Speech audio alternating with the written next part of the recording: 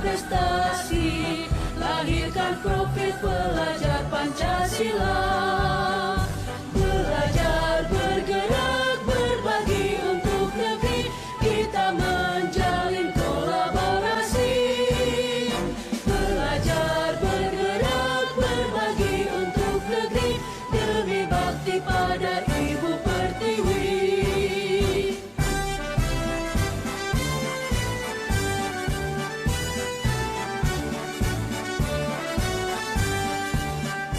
Bulatkan tekad, kuatkan hati, negeri ini memanggilmu kawan. Belajar, bergerak, berbagi untuk negeri, guru penggerak, majukan pendidikan. Guru penggerak menghamba pada murid, kreatif rancang pembelajaran. Hargai potensi, tingkatkan prestasi, lahirkan profil pelajar Pancasila. Belajar, bergerak, berbagi untuk negeri, kita menjalin kolaborasi. Belajar, bergerak, berbagi untuk negeri, demi bakti pada Ibu Pertiwi.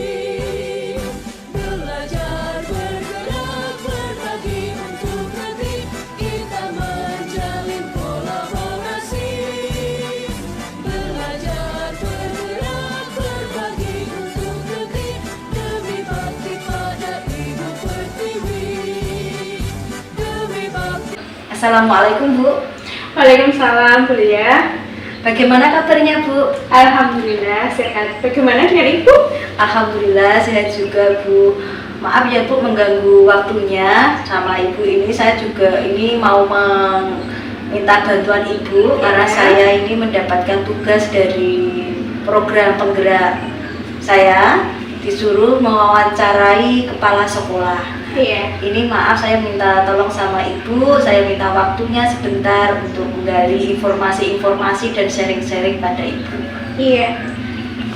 Silakan Bu Lia. Nanti sebelumnya ini saya ada beberapa pertanyaan Ibu yang akan bisa untuk menggali informasi keputusan yang akan nanti saya ambil jika saya jadi pemimpin seperti itu Ibu ya. Nah, pertanyaan saya yang pertama Ibu, selama ini bagaimana Ibu dapat mengidentifikasi kasus-kasus yang merupakan dilema etika atau bujukan moral seperti itu?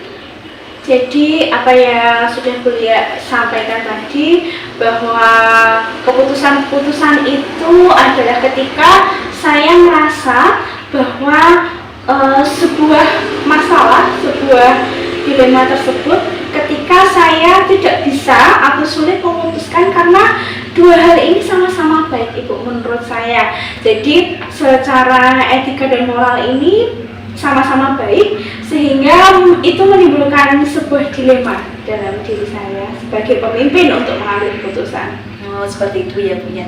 Terus begini Bu, selama itu bagaimana Ibu menjalankan mengambil keputusan di sekolah, terutama untuk kasus-kasus di mana ada dua kepentingan yang sama benar atau sama-sama mengandung nilai kebajikan?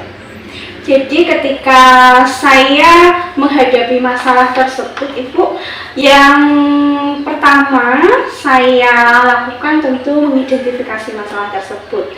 Kemudian apa dampak yang terjadi ketika suatu masalah tersebut diselesaikan dengan beberapa keputusan. Jadi ada keputusan-keputusan yang saya diambil, kemudian saya memilih dampak yang paling kecil atau meminimalisir dampak yang terjadi akibat keputusan tersebut. Oh, berarti Ibu mengidentifikasi terlebih dahulu seperti itu ya Bu. Terus gimana Bu langkah-langkah atau prosedur seperti apa yang biasa Ibu lakukan selama pengambilan Ibu? Jadi langkahnya mungkin saya bisa sampaikan masalah yang pernah saya alami mungkin etika moral, yaitu ketika ada salah satu guru saya yang ingin menempuh pendidikan yang lebih tinggi, sehingga mau tidak mau ini harus meninggalkan sekolah walaupun ketika itu beliau meninggalkan sekolah itu hanya pada hari Jumat dan Sabtu. Akan tetapi ini sudah mengurangi hak anak untuk mendapatkan hak belajar dari gurunya. Nah, langkah yang bisa saya ambil adalah ketika itu saya mengajak berdiskusi dengan guru yang bersangkutan. Kemudian saya mencoba menggali keinginan beliau tersebut untuk meningkatkan kapasitas dirinya tentu saja. Kemudian dari situ kita ambil langkah-langkah preventif, misalnya dari diskusi tersebut kita mendapatkan hasil bahwa untuk jam-jam di akhir itu kita bisa mendelegasikan tugas kepada guru mata pelajaran, hal seperti itu. Jadi ada komunikasi dua arah antara saya sebagai pemimpin kepala sekolah juga dengan guru yang bersangkutan. Oh, dengan komunikasi dua arah berarti ya Bu ya, Iya. caranya langkah-langkahnya yang Ibu gunakan waktu itu ya Bu.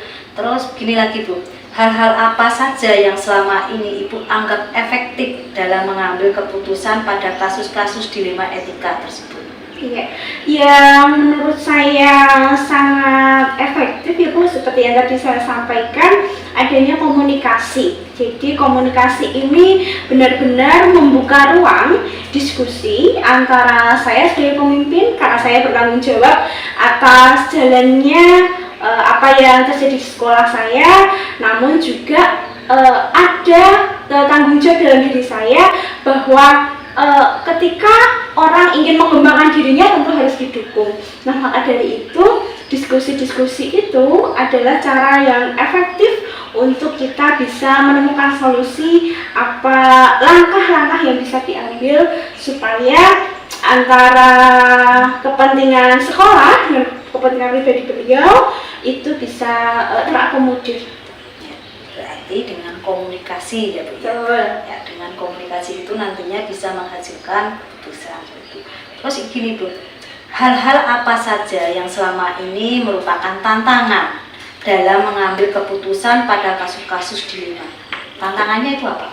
Kalau tantangan kita memang ketika menghadapi kasus dilematis itu ketika kita mau memutuskan kadang ada perasaan rasa bersalah, ada perasaan sebagai pribadi saya takut mengecewakan orang lain. Itu hal-hal yang sepertinya menghambat ketika kita mau memberikan sebuah keputusan yang dilematis seperti itu. Intinya menjaga perasaan. Betul. Seperti itu Ibu ya. Terus apakah Ibu memiliki jadwal tertentu dalam sebuah penyelesaian kasus dilema etika? Dan apakah Ibu langsung menyelesaikan di tempat atau memiliki sebuah jadwal untuk menyelesaikan dalam bentuk prosedur seperti apa yang Ibu jalankan ini? Iya. Jadi ketika akan menyelesaikan masalah ini, memang pada saya sih tidak mematok jangka waktunya kapan begitu, tetapi sebagai kepala sekolah saya juga punya wewenang untuk melakukan supervisi. Nah, pada saat itu adalah waktu saya untuk bisa melakukan diskusi dengan guru apa yang dikehendaki, apa solusi-solusi masalah yang terjadi, dan juga biasanya saya melakukan diskusi secara non formal sih, jadi itu menurut saya lebih efektif sehingga komunikasi yang terjadi itu lebih enak dan lebih nyaman. Iya, pada intinya lagi kembali ke menjaga perasaan seperti itu ya Bu ya. Terus begini Bu, adakah seseorang atau faktor-faktor apa yang selama ini mempermudahkan atau membantu Ibu dalam mengambil keputusan dalam kasus-kasus dilema etika? Ya, jadi dalam pengambilan keputusan, saya sebagai pemimpin kepala sekolah tentu tidak mengambil tanggung jawab ini sebagai saya sendiri.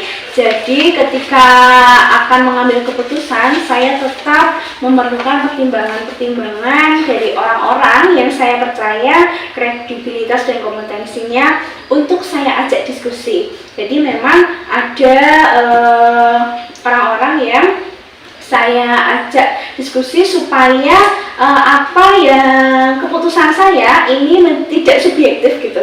Jadi ada pertimbangan dari orang lain, dari lingkungan sekitar untuk tetap menjaga objektivitas saya.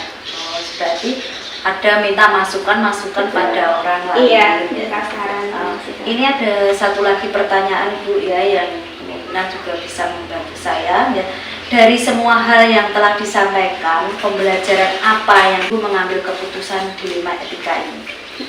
Jadi pembelajaran yang bisa saya petik, saya belajar sekali ketika mengalami dilema etika. Saya harus mencoba memahami apa yang terjadi. Jadi saya mencoba berbagai sudut pandang untuk memahami apa yang menjadi masalah itu menjadi dilematis. Jadi sudut pandang saya belajar sudut pandang yang berbeda ini untuk menentukan keputusan supaya lebih objektif, dan keputusan yang saya ambil tentu juga bijaksana, dan kepentingan sekolah, lembaga yang saya pimpin ini tetap menjadi prioritas saya. Terima kasih loh Ibu Dita sudah memberikan waktu kepada saya untuk sharing-sharing kepada saya dan jenengan, dan ini kemungkinan nanti bisa saya pelajari, bisa saya contoh, dan bisa saya terapkan jika saya nanti sewaktu-waktu menjadi pemimpin untuk mengambil keputusan. Sekali lagi terima kasih atas waktunya. Sama-sama Belia, saya juga mengucapkan terima kasih. Saya juga belajar dari sesi wawancara ini. Semoga kita bisa mengambil manfaat dari apa yang sudah kita berbincangkan. Terima kasih Belia. Sama-sama Bu. Saya tutup ya Bu. Assalamualaikum warahmatullahi wabarakatuh. Waalaikumsalam warahmatullahi wabarakatuh.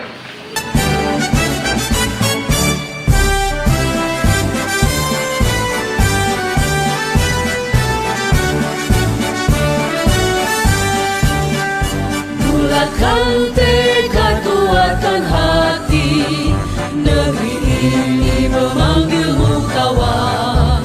Belajar bergerak berbagi untuk negeri, guru penggerak majukan pendidikan. Assalamualaikum Bu Bin. Waalaikumsalam kuliah. Gimana kabarnya Bu hari ini? Alhamdulillah baik, sehat Ibu. Bagaimana Ibu sendiri? Alhamdulillah Bu. Maaf ya Bu, ini mengganggu waktu Ibu. Oh enggak apa-apa Bu. Saya siap membantu kalau memang ada yang diperlukan. Iya gini Bu, ini kan saya dapat tugas disuruh mengobservasi 3 kepala sekolah, dan terus Ibu saya jadikan bahan observasi saya. Saya ditulis saja. Di sini nanti saya akan mengajukan pertanyaan-pertanyaan Ibu.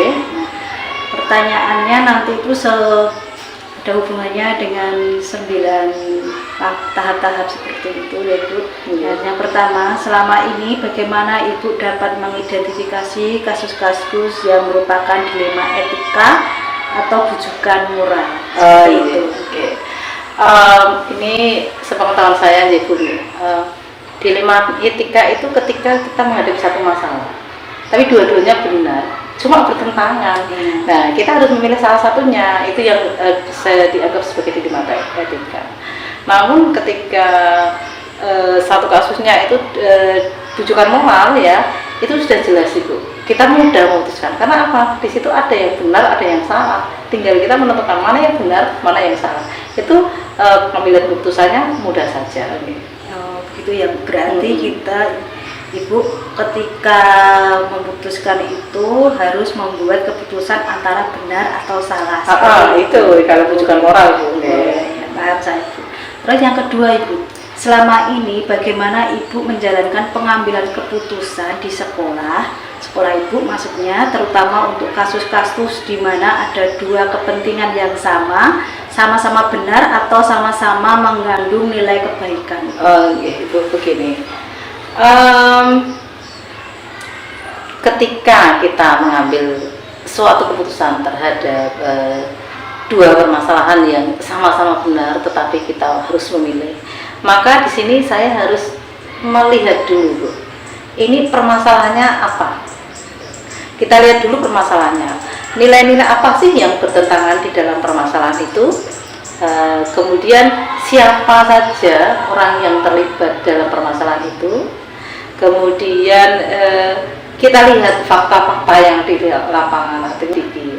Kemudian kita melihat dulu, memastikan Bu, yang bertentangan ini benar atau salah.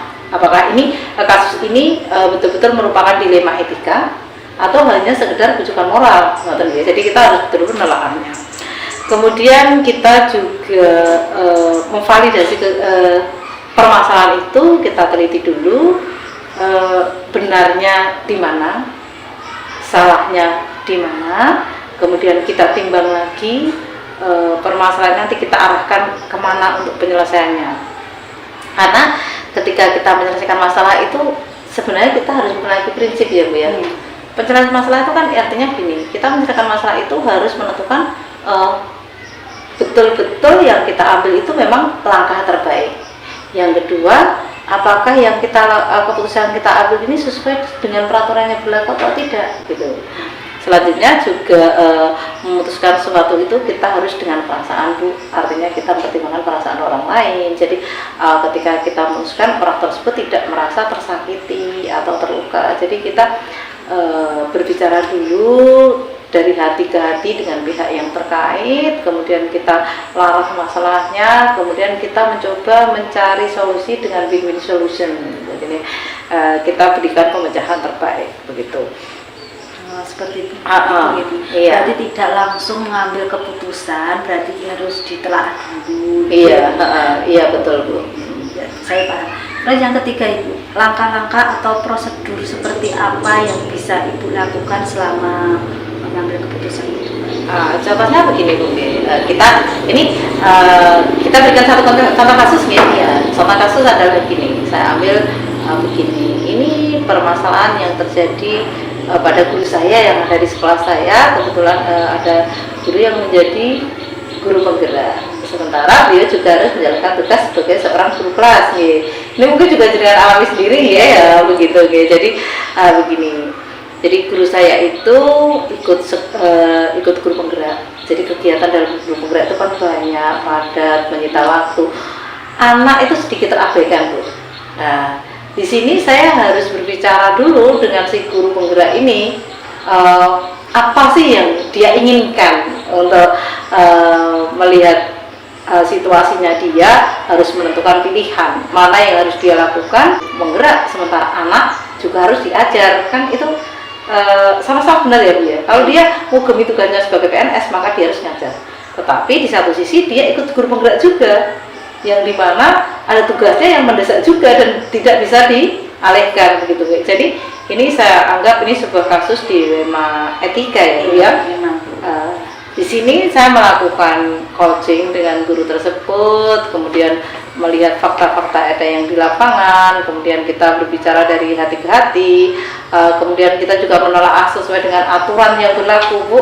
Kemudian kita putuskan bahwa memang guru penggerak ini kan sifatnya sementara, artinya pendidikan ini hanya dilakukan dalam 6 bulan. Dari 6 bulan itu memang betul-betul guru tersebut harus bisa menyelesaikan pendidikan dengan baik. Kan juga ada KKN-nya, jadi di situ ada batas nilai minimal yang harus dia capai. Nah, dengan guru penggerak sendiri, di sini saya melihat banyak perubahan positif yang dialami guru saya, kemudian wawasan juga terbuka.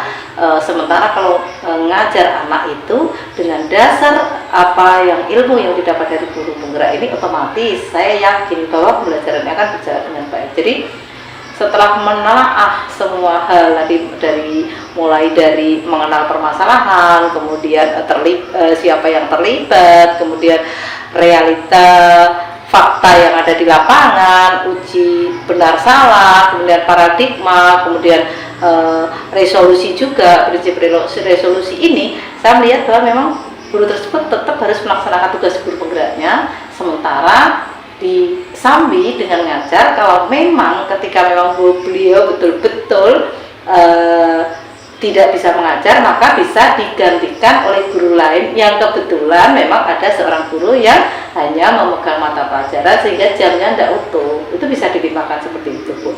Itu kalau keputusan di saya ini berdasarkan pertimbangan-pertimbangan tersebut. Gitu ya.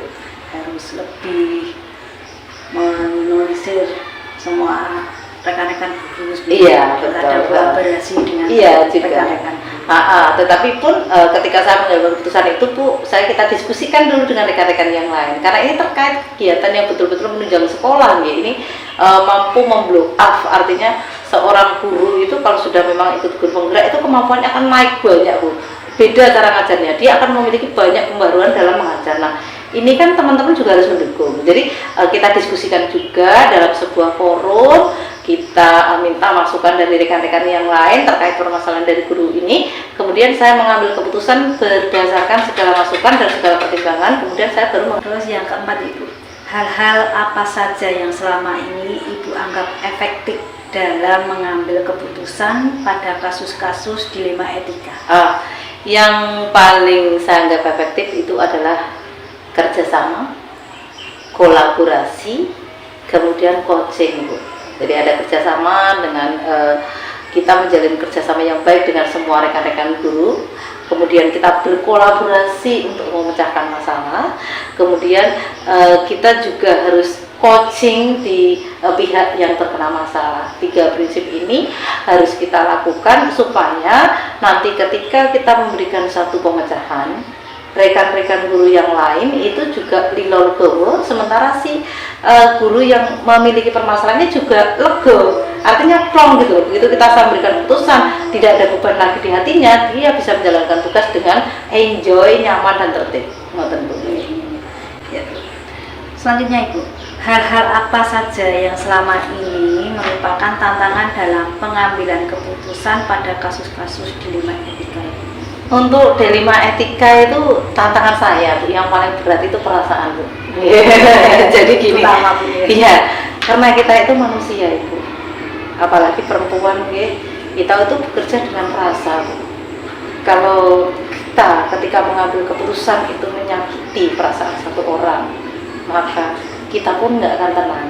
Sementara si yang kita kecewakan tadi perasaannya itu juga akan sakit hati, mungkin saya bahkan bisa dendam dengan kita, atau mungkin akan mengingat seumur hidup apa yang telah kita lakukan kepada dia gitu. Jadi tantangan terbesar bagi saya adalah mengolah perasaan, bagaimana kita bisa menghasilkan satu keputusan yang betul-betul diterima semua pihak dan merupakan keputusan yang win-win solution, sehingga semua merasa enjoy, relax, dan nyaman terhadap keputusan yang saya ambil itu Bu.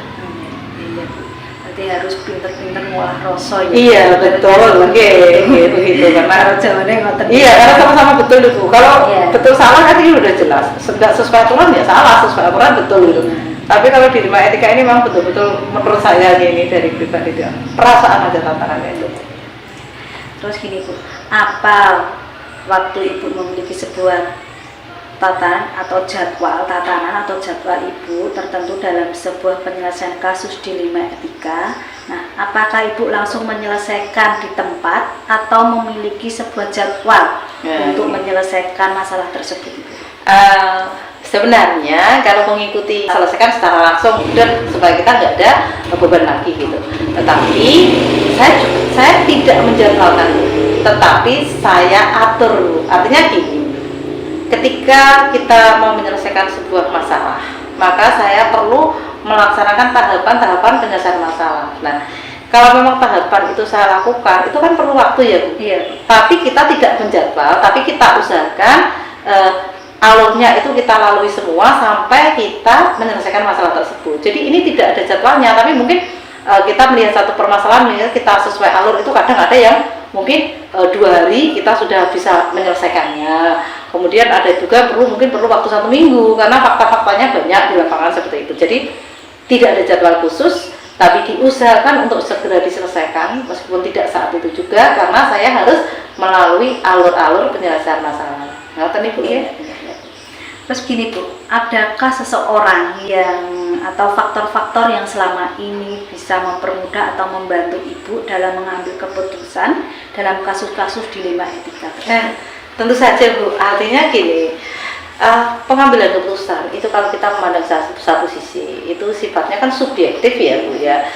Saya tidak mau itu terjadi Bu. Jadi biasanya saya sharing dulu kepada satu rekan yang saya anggap istilahnya dia untuk kasus tertentu dia paling cocok menyelesaikan kasus itu, maka saya akan sharing dulu dengan satu teman tersebut yang saya anggap pas kompetensinya untuk menyelesaikan masalah tersebut. Setelah itu baru kita diskusikan dengan semua rekan guru. Itu proses saya seperti itu. Jadi tapi tidak, artinya gini, tidak setiap masalah itu saya langsung ke satu orang ini, tidak. Jadi saya melihat semua guru saya itu memiliki potensi yang berbeda. Seperti kata pepatah, orang itu tajam dalam bidangnya masing-masing. Ini kata kuncinya, Bu. Saya buat seperti itu. Jadi ketika saya melihat satu permasalahan, maka saya akan menganalisa guru mana sih yang paling tepat saya ajak sharing untuk menyelesaikan masalah ini terlebih dahulu sebelum saya share ke teman-teman yang lain, gitu. Begitu sifatnya itu. Terus ini Bu, ini yang terakhir. Dari semua hal yang telah disampaikan tadi ya Bu, pembelajaran apa yang dapat Ibu petik dari pengalaman Ibu dalam mengambil keputusan dilema etika? Pelajaran berharga untuk saya itu ya, kembali tadi seperti ini, manusia itu bukan robot. Manusia itu memiliki rasa perasaan, artinya kita dia akan manusia, insya Allah itu semua akan berjalan dengan baik, karena kita itu harus ngolah rasa, kita harus bisa menjaga perasaan orang lain, supaya itu kerjasama kita itu berjalan dengan baik. Itu pembelajaran dari saya bahwa itu tadi Bu, kita harus memanusiakan manusia, artinya bagaimanapun orang tersebut kita harus menghormati beliau sebagai manusia yang normal, yang mungkin memiliki sisi kurang dan sisi lebih. Begitu juga dengan saya, jadi saya harus menjaga perasaannya, begitu juga dengan perasaan teman yang lain, dengan perasaan saya, supaya tidak menimbulkan efek negatif di akhir keputusan saya. Alhamdulillah Ibu, saya dari Ibu sharing-sharing sama Ibu, jadi saya itu bisa paham, bisa tahu gimana cara mengambil keputusan. Nanti misalnya sewaktu-waktu saya ya itu ya pengennya ya seperti itu ya Bu. Misalnya misalnya nanti saya menjadi pemimpin, nanti saya bisa belajar seperti mengambil keputusan-keputusan yang tidak spontanitas.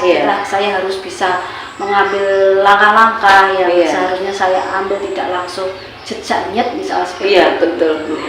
Terima kasih ya Bu ya, di sini saya bisa sharing-sharing dengan Ibu, nanti saya bisa terapkan pada diri saya dan bisa saya pelajari untuk kedepannya saya. Sekali lagi terima kasih ya Bu. Sama-sama Ibu, pokoknya semua berkas semua pendidikan dengan guru penggerak juga bisa berjalan dengan baik dan lulus dengan sangat memuaskan. Ngaten Ibu nggih, terima kasih. Terima kasih nggih.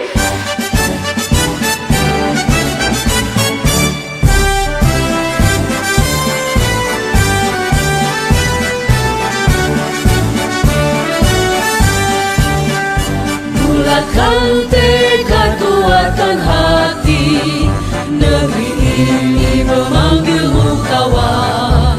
Belajar bergerak berbagi untuk negeri, guru penggerak majukan pendidikan. Guru penggerak menghamba pada murid, kreatif rancang pembelajaran. Hargai potensi, tingkatkan prestasi, lahirkan profil pelajar Pancasila. Belajar bergerak berbagi untuk negeri, kita menjalin kolaborasi. Belajar bergerak berbagi untuk negeri, demi bakti pada Ibu Pertiwi.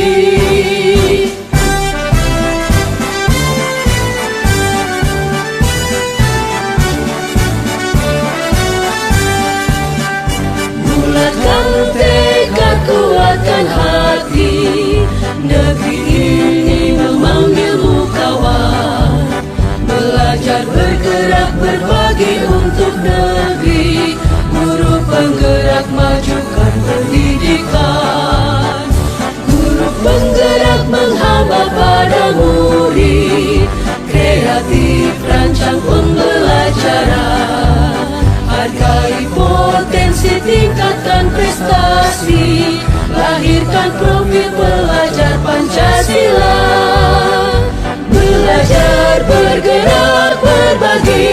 untuk negeri, kita menjalin kolaborasi. Belajar, bergerak, berbagi untuk negeri, demi bakti pada Ibu Pertiwi. Belajar, bergerak, berbagi untuk negeri, kita menjalin kolaborasi. Belajar, bergerak, berbagi untuk negeri, demi bakti pada Ibu Pertiwi. Demi bakti pada Ibu Pertiwi.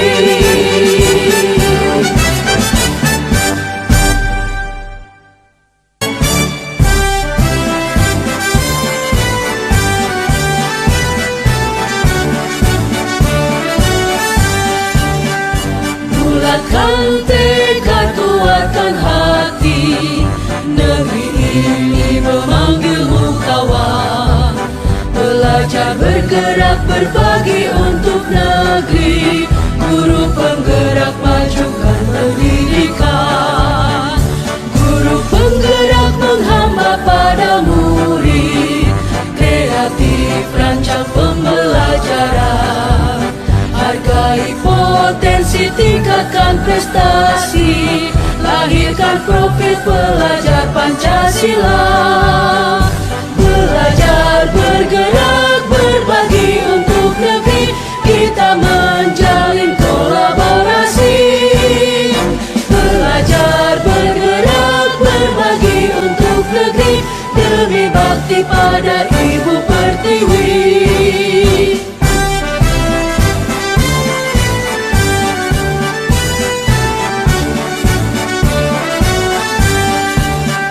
Bulatkan tekad, kuatkan hati, negeri ini memanggilmu kawan.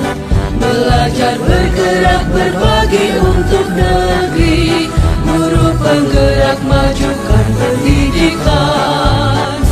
Guru penggerak menghamba pada murid, kreatif rancang pembelajaran. Hargai potensi, tingkatkan prestasi, lahirkan profil pelajar Pancasila. Belajar, bergerak, berbagi untuk negeri, kita menjalin kolaborasi. Belajar, bergerak, berbagi untuk negeri, demi bakti pada